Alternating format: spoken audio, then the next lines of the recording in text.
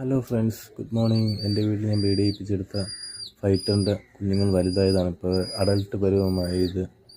രാവിലെ തന്നെ ഞാൻ ഫുഡ് കൊടുക്കുകയാണ്. കുപ്പിക്കകത്തൊക്കെ ഇട്ട് വെച്ചിരിക്കുന്ന എല്ലാ ഫൈറ്ററുകളാണ്.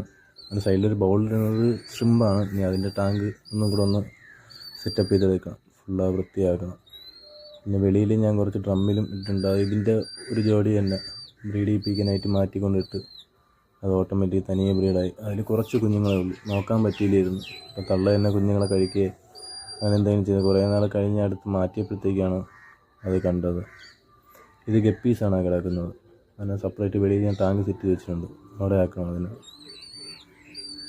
വിക്കി കിടക്കുന്നത് അമ്മയുടെ അതിനകത്ത് സീബ്രയാണ് കിടക്കുന്നത്, വെയിൽ ടെയിൽ.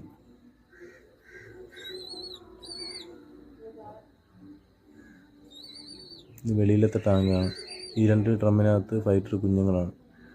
അത് വീഡിയോയുടെ അവസാനം ലാസ്റ്റ് ചെറുതായിട്ടാണ്. ഇതും ഗപ്പീസാണ്, എലിഫൻറ്റ് ഇയർ പറഞ്ഞ ഗൾഫി. ഇത് വെളിയിൽ ഞാൻ രണ്ടാമത് സെറ്റ് ചെയ്ത 2 മീൻ ബോക്സിനകത്ത് രണ്ടാമത് സെറ്റ് ചെയ്ത്. ഇതിനകത്ത് നോർമൽ ഗപ്പി കിടപ്പുണ്ട്. വെള്ളം എങ്ങനെ കണ്ടീഷനാണ് അതൊക്കെ അറിയാനായിട്ടാണ്.